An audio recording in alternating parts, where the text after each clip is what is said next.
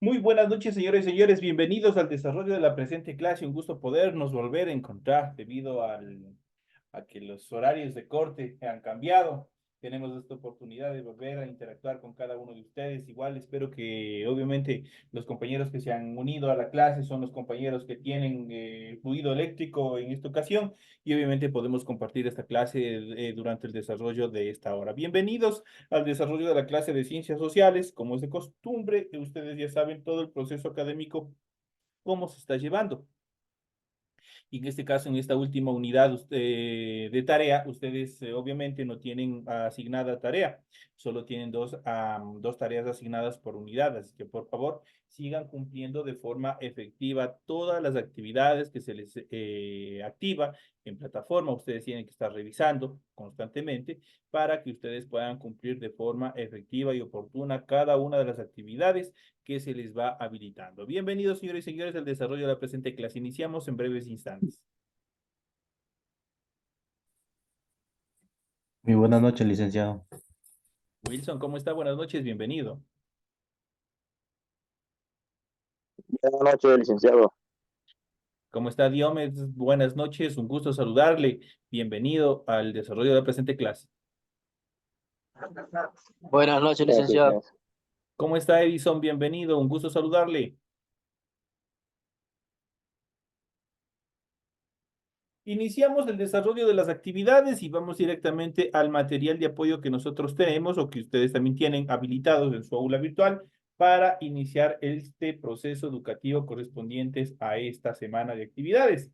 Iniciamos con el tema central y vamos a ir viendo, después de la evolución, obviamente, de una serie de cambios y transformaciones que se dieron en Europa, también se desarrollaron una serie de avances en función orientados a la estructura científica, lo que obviamente no solamente sirvió para lo que era Europa como tal, sino que también eso se trasladó con los procesos de colonización que se dieron especialmente durante el siglo XIX y obviamente todos estos inventos han ido modernizándose periódicamente, han ido avanzando, han ido cambiando justamente para ajustarse a las necesidades de cada uno de los seres humanos. Y dentro de esta clase nosotros vamos a ver los avances científicos en la modernidad europea, vamos a ver cuáles son las características y vamos a ver una pequeña nota en función de Nicolás Copérnico. ¿Qué es lo que pasó? Nació y falleció en Polonia en el año de 1473 a 1543. Fue cura católico, matemático, jurista, líder civil, militar y diplomático, pero su importancia se debe a que fue el primero en decir que el Sol es el centro de un sistema planetario, entre ellos la Tierra que giran a su alrededor. Esto es la teoría helicocéntrica del universo. Su libro prácticamente revolucionó, eso es prácticamente todo este proceso de estructuración y obviamente un conocimiento científico en función de nuestro universo, de nuestro cosmos. Su libro de Revolutionibus Ornibus Coelescentium, que significa de las revoluciones de las esferas celestes, es el punto inicial de la astronomía moderna y pieza clave de la revolución científica. Copérnico trabajó cerca de 25 años en su modelo helicocéntrico, pero dudaba de publicarlo porque sabía que era muy difícil que los científicos y los teólogos lo aceptaran, ya que se trataba de una auténtica revolución. Al fin su obra apareció en el año de su muerte, recién obviamente le hicieron un reconocimiento póstumo. Pero ustedes ya saben en este extracto, obviamente, a quién nosotros podemos dar el crédito en cuanto a la teoría helicocéntrica, cómo obviamente esto ha aportado de una forma significativa en cuanto al estudio del cosmos y obviamente especialmente a nuestro sistema solar, cómo está constituido en la actualidad. Obviamente para aquella época era una locura, pues la mayoría de las teorías en cuanto al origen y forma del universo, estructura del universo, prácticamente estaba basado 100% en teología, esto es, en religión. Y la mayoría de estas teorías estaban 100% basadas en historias, en cosas imaginadas y obviamente nunca se aplicó el método científico para poder analizarlas y determinar un criterio estructural en base al avance científico de esta época. En este sentido, una de las épocas más representativas de la evolución científica fue el Renacimiento. El Renacimiento fue el puente entre la Edad Media y la Edad Moderna. Este movimiento cultural comenzó en Florencia, Italia, durante el siglo XIV y se extendió por toda Europa hasta el siglo XVII. Ejerció gran influjo en el desarrollo de la ciencia, la filosofía, el arte, la literatura, la política y sobre todo la religión. Sus principales características fueron, en primer lugar, el estudio, recuperación e interpretación de los autores clásicos, esto es, tanto griegos como romanos, el humanismo, la admiración por la habilidad única y extraordinaria de la mente humana. Otra de las características es la búsqueda del realismo y de la emoción humana en el arte. Y por último, la reforma de la educación basada principalmente en las humanidades, esto es, en la gramática, en la poesía, en la historia, filosofía moral y también la retórica. Entonces empiezan a estructurarse determinados preceptos científicos aplicados también a la educación. Personajes como Leonardo da Vinci, pintor, inventor y científico, Miguel Ángel, escultor, arquitecto y pintor, son emblemas del Renacimiento. Ellos, en compañía de otros artistas de Italia, Holanda, Alemania y España, buscaron representar de manera realista al ser humano y al mundo que los rodea. Igual ocurrió en campos tan distintos como la política. Nicolás Maquiavelo, por ejemplo, se propuso describir la realidad de la política, entenderla racionalmente y no idealmente. Y también la filosofía, en este caso de Pico della Mirandola, describe en 1486 el discurso sobre la dignidad del hombre, que es una obra bastante interesante que si es que ustedes algún momento pueden, obviamente, revisar en internet, pueden descargarse, ustedes les va a ayudar a comprender esta parte justamente desde la filosofía, la evolución de la filosofía en cuanto al pensamiento del hombre, en cuanto a la evolución de la mente del hombre aplicada a las ciencias humanas, a la modernidad. En este sentido, vamos a iniciar viendo un poquito acerca de Andreas Vesalius, otra obra publicada en 1543 y que también cambió el curso de la ciencia, fue de Humani Corporis Fabrica, sobre la estructura del cuerpo humano, de Andreas Vesalius. Esto es en Bruselas, 1514, Grecia, 1564.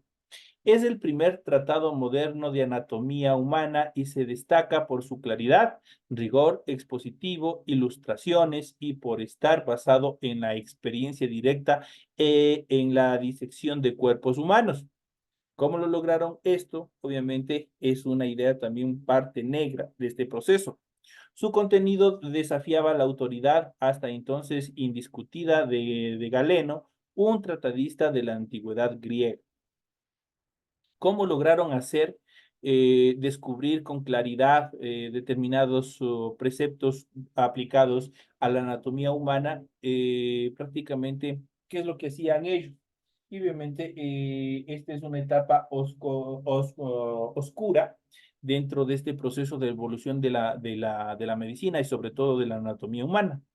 Pues ellos obviamente empezaron a trabajar, prácticamente asesinaban a indigentes, a prostitutas que había en aquella época y obviamente empezaron a aplicar disecciones humanas, obviamente para determinar la posición de determinados órganos, de determinados tejidos y otras características más que a Andreas Vesalius le sirvió como parte estructural para determinar todo este proceso científico basado en la anatomía humana. El tratado más importante fue creado justamente por Andreas Vesalius.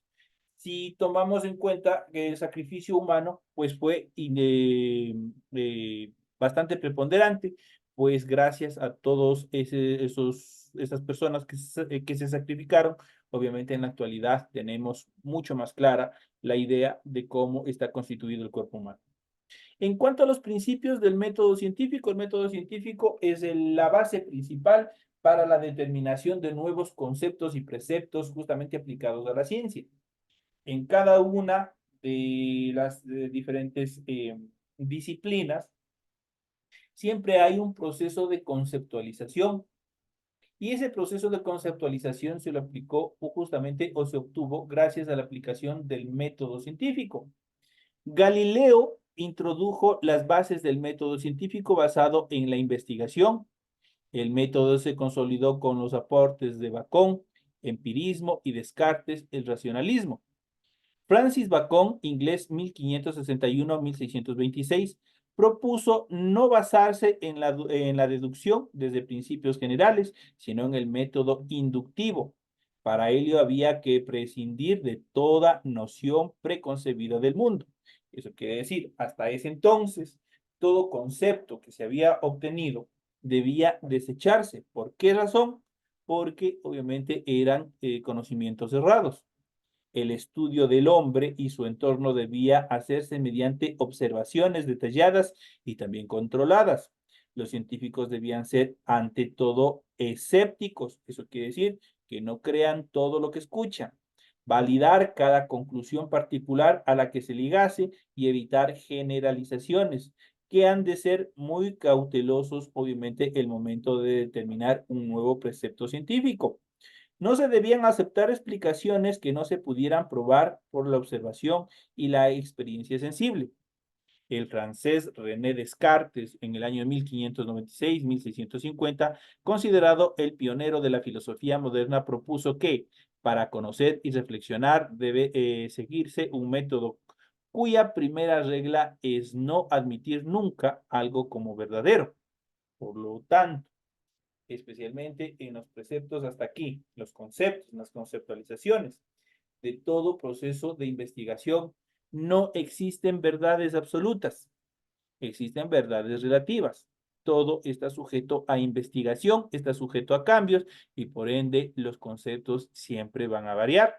Por lo tanto, deben investigar las evidencias y analizar las evidencias a través, comprobar todo este proceso de evidencias a través de la aplicación del método científico. Es el principio de la duda metódica, es decir, no sentir más que aquello que no haya ocasionado de dudar para evitar la precipitación y la prevención. La segunda regla es dividir las dificultades, perdón, que tengamos en tantas partes como sea preciso para solucionarlas de mejor manera.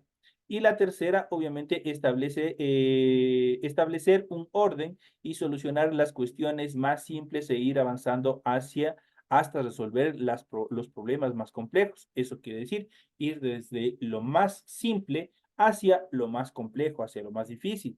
La cuarta es hacer siempre revisiones amplias para estar seguros de no haber omitido ninguno de los pasos que establece el método científico. En este extracto de la lectura, ustedes tienen parte, o de hecho, tienen toda la estructura en cuanto a la aplicación del método científico. Por ejemplo, les pongo un pequeño ejemplo que siempre ha pasado y está en la actualidad. ¿Qué es lo que pasa con el arco iris?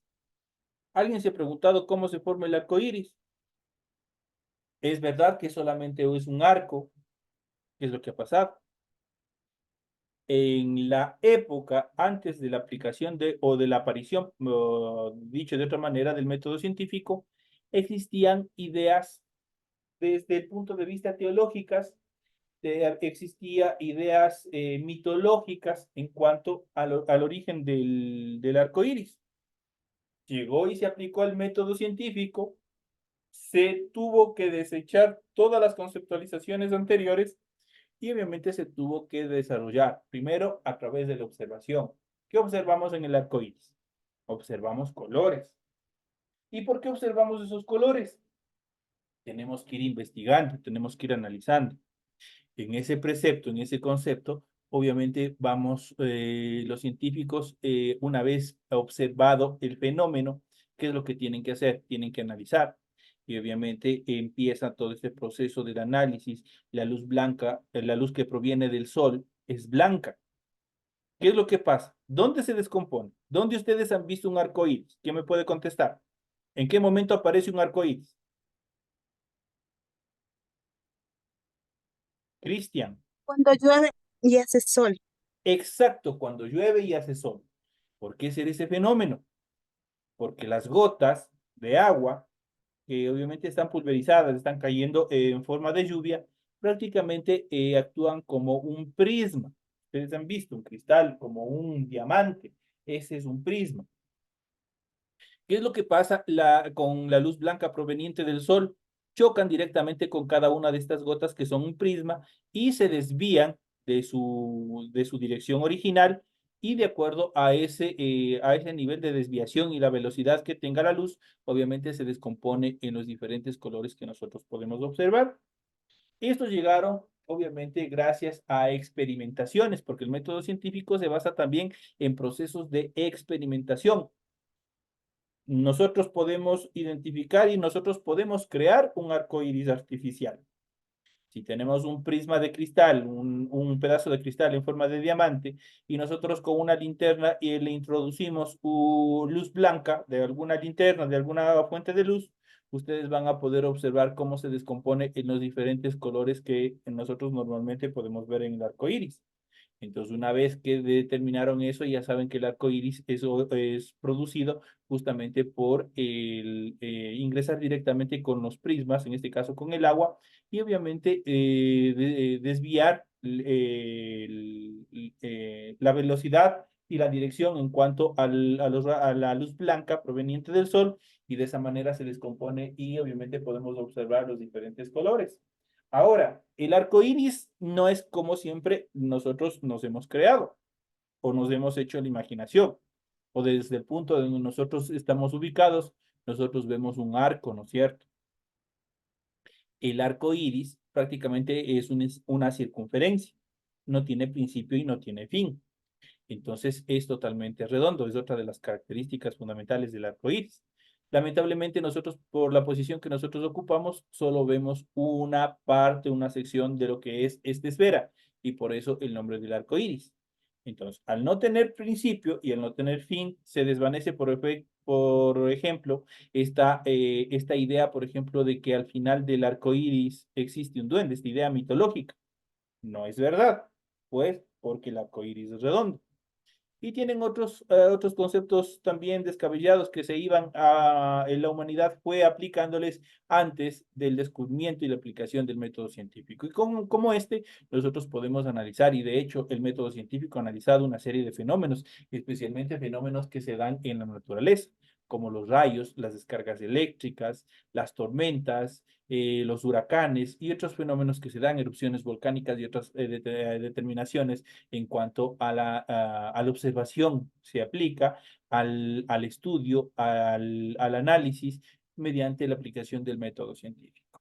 Eso lo debemos ¿a quién? A Galileo Galilei. Él fue quien introdujo justamente las bases del método científico, basados ¿de qué? Principalmente en la investigación. Para llegar a todos esos conceptos, el hombre tuvo que investigar, pero investigar desde un punto de vista racional, no con fanatismos, no con determinadas actividades, sino aplicado a la realidad.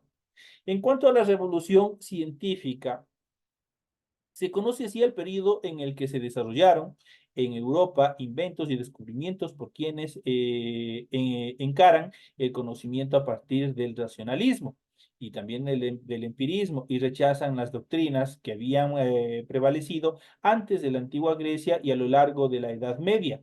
El influjo de América fue fundamental para cuestionar el conocimiento de las tradiciones griegas, latinas y orientales, encontrar y descubrir un nuevo mundo lleno de especies vegetales, animales desconocidas, y confirmar que la Tierra era esférica, ayudó a los europeos a romper el molde inmutable del pensamiento clásico. Era obvio que los conocimientos tradicionales eran muy limitados en lo relativo al mundo natural, por lo que había que orientarlos. del modo que lo hizo, por ejemplo, Nicolás Copérnico con el cosmos, Vesalius con el cuerpo humano. Entonces, a través de este proceso, obviamente, cuando Cristóbal Colón propuso a los reyes católicos el viaje, y tenía la idea, ya les dijo que la tierra no era plana, que no estaba sostenida por elefantes, que no estaba en un mar inmenso, que si es que llegan al filo de ese mar se caían al infinito, que todas esas eran ideas erradas porque nuestra tierra era redonda. Obviamente, a esa época, obviamente les consideró como una idea loca, una idea descabellada porque ellos tenían ya concebida o preconcebida ese ideal. Pero sin embargo, ya dadas las circunstancias, dada la intensidad con la cual seguía insistiendo Cristóbal Colón, obviamente le embarcaron un viaje, obviamente con una tripulación bastante paupérrima, recogieron prácticamente a personas indigentes, delincuentes y todo eso fue lo que vinieron a parar en el continente americano y corrieron con suerte porque obviamente saquearon todas las riquezas que había en estas nuevas tierras de todas las culturas precolombinas y obviamente generaron y se crearon nuevos ricos también, tanto en las colonias en América Latina como también en Europa, en España. Entonces eso fue fundamental dentro de este proceso.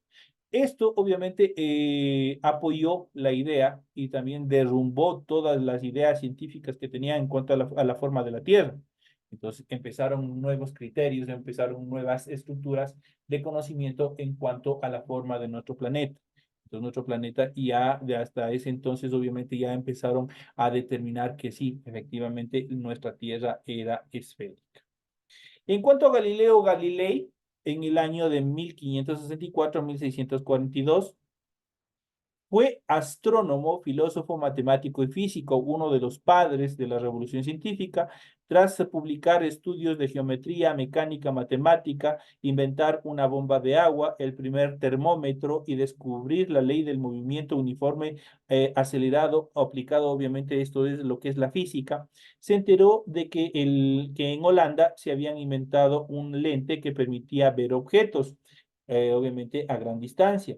Entonces se dedicó a experimentar con lentes en un tubo. Así consiguió fabricar el primer telescopio mucho mejor que el holandés, pues tenía seis y no tres aumentos o tres lentes como tenía en este caso el holandés.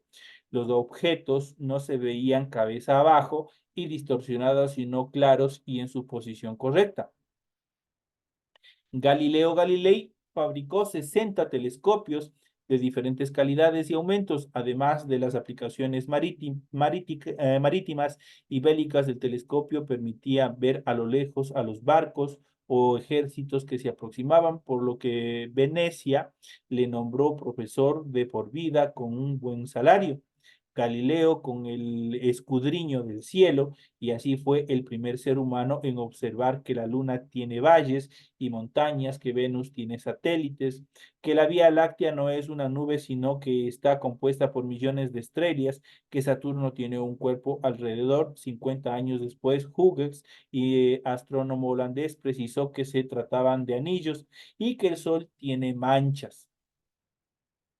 Tras muchas observaciones y cálculos, Galileo apoyó la tesis del helicocentrismo de Copérnico, pero le corrigió porque éste sostenía que todas las estrellas giraban alrededor del Sol, cuando son a lo contrario, son los planetas los que giran alrededor del Sol. Sus descubrimientos causaron conmoción a la sociedad europea de la época y llevaron a enfrentarse con la Iglesia Católica, que hasta ese entonces obviamente controlaba la educación y obviamente tenían determinados preceptos, pero aplicados a la teología. Muchos jerarcas se resistieron por las burlas de su obra, Diálogo sobre los principales sistemas del mundo, en el año de 1633, fue llevado al tribunal de la Inquisición que le condenó al argumentar que sus tesis iban contra las frases de la Biblia sobre que la tierra está fija y los cielos son inmutables. Galileo tuvo que apurar lo que había sostenido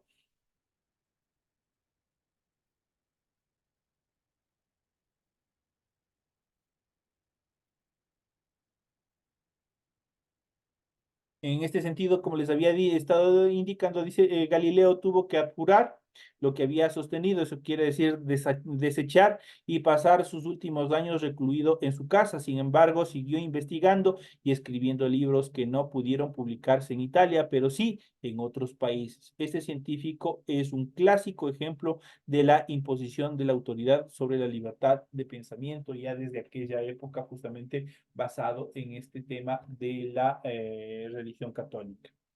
En cuanto a Isaac Newton fue matemático, físico, filósofo e inventor inglés durante los años 1643-1727. Es autor de la Philosophy Naturalis Principia Mathematica, más conocida como los Principia, en los que se escribió la ley de gravitación universal y estableció las bases de la mecánica clásica, mediante las leyes que lleva, obviamente hasta la actualidad llevan su nombre.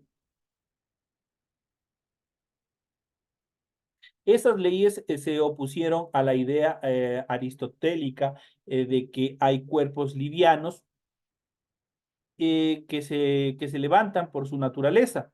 Entre otros descubrimientos científicos destacan sus trabajos sobre la naturaleza de la luz, la óptica y el desarrollo del cálculo matemático. Newton fue el primer científico en demostrar que las leyes naturales que gobiernan el movimiento de la Tierra son las mismas que las que gobiernan el movimiento de los cuerpos celestes que están alrededor de nuestro planeta.